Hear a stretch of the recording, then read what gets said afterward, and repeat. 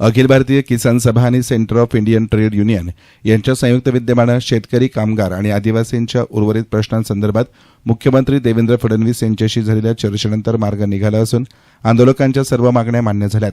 पालकमंत्री राधाकृष्ण विखे पाटील यांनी केलेल्या यशस्वी मध्यस्थीमुळे अकोले तालुक्यातल्या राजौर ते अहिल्यानगर निघालेला लॉंग मार्च निझर्णेश्वर येथे स्थगित करण्यात आला आहे. अकोले तालुक्यातील राजौर येथून अहिल्यानगर जिल्हाधिकारी कार्यालयावर हा लॉंग मार्च काढण्यात येत होता. या मोर्चामध्ये आदिवासी, शेतकरी, कामगार, पोषण आहार तयार करणाऱ्या मदतनीस, वैद्यकीय क्षेत्रातील अर्धवेळ परिचर आपल्या मागण्यांसाठी मोठ्या संख्येने सहभागी झाले होते.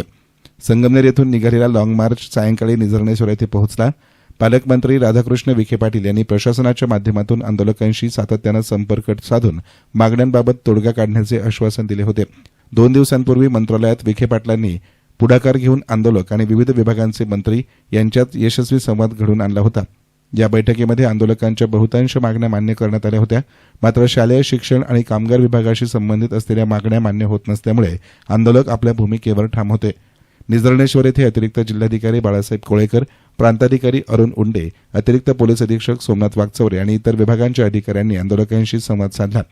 पालकमंत्री राधाकृष्ण विखे पाटील आणि शालेय शिक्षण मंत्री दादा भुसे यांनी मुख्यमंत्र्यांशी झालेल्या चर्चेनंतर उर्वरित मागण्याही सरकारनं मान्य केल्या असल्याचं सांगितलं. त्यानंतर आंदोलन स्थगित करण्याची प्रशासनाची विनंती आंदोलकांनी मान्य केली. अर्धवेळ परिचारकांच्या मानधनात सरकारनं वाढ करण्याचा निर्णय घेतला असून शालेय पोषण आहार मदतनीसांचे मानधनही वाढवण्यास सरकारनं हिरवा कंदील दिलाय. भंडारदरा धरणाचे हक्काचे पाणी आदिवासी विभागाला मिळावे म्हणून जलसंपदा मंत्री राधाकृष्ण विखे पाटील यांनी सर्वेक्षणाला दिलेल्या आदेशाचे आंदोलनकर्त्यांनी स्वागत केले आहे.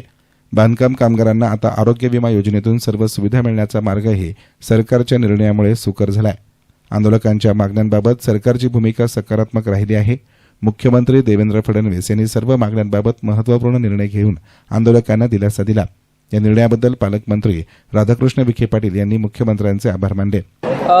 माननीय पालकमंत्री राधाकृष्ण विखे पाटील आणि माननीय शिक्षण मंत्री दादा भुसे साहेब हे आत्ताच व्हीसीद्वारे आमच्या सर्वांशी बोलले आणि लॉंग मार्चमध्ये ज्या मागण्या आम्ही केलेल्या होत्या, ज्याची मंत्रालयात चर्चा झालेली होती, त्याच्या अंमलबजावणीच्या बद्दल ते मुख्यमंत्री साहेबांना भेटले आणि त्यातून सर्व प्रश्न हे लॉंग मार्चचे मार्गी लागल्याचं आज त्यांनी आम्हाला सांगितलं.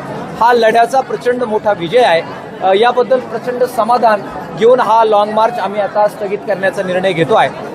विशेषतः ज्या अर्धवेळ परिचारिका आहेत, ज्या चालल्या रस्त्याने आणि ज्यांचा प्रश्न 3 महिने संप करूनही सुटलेला नव्हता, त्यांना ह्या लॉंग मार्चमुळे 2000 रुपयाची वाढ ही मंत्रिमंडळाचा निर्णय झालेला आहे आणि त्याच्याबद्दलचे सगळे प्रश्न संपून आता ती वाढ झालेली आहे. हा आमच्यासाठी फार मोठा दिलासा आहे. दुसरं, शालेय पोषण आहार कर्मचाऱ्यांचा निर्णय तो 2024 साली 1000 रुपये वाढीचा झाला होता. मात्र प्रशासकीय मान्यतेचा आणि फायनान्सच्या बाबतीतचे इश्यू होते.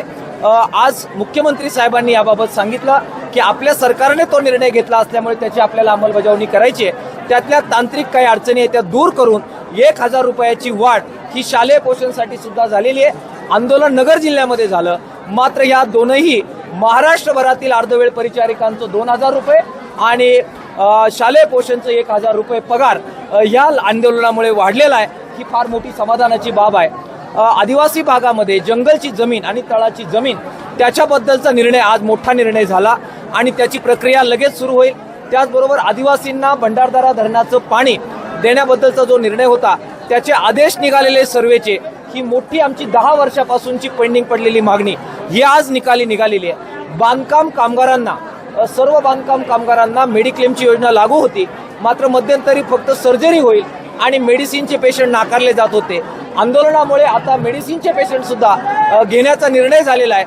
आंदोलन नगर जिल्ह्यात झालं, मात्र हा निर्णय सुद्धा सगळ्या महाराष्ट्राच्या बांधकाम कामगारांना लागू झालेला आहे. फार मोठ्या गोष्टी आज या आंदोलनात मिळालेल्या आहेत. निराधार, विधवा, परित्यक्ता यांच्या मानधन वाढीच्या बद्दल सुद्धा मोठी सकारात्मकता प्रशासनाच्या आणि शासनाच्या वतीनं दाखवण्यात आलेली आहे. आम्ही प्रचंड आनंदी आहोत.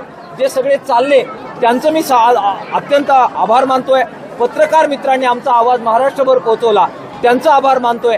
अधिकाऱ्यांचा आभार मानतोय.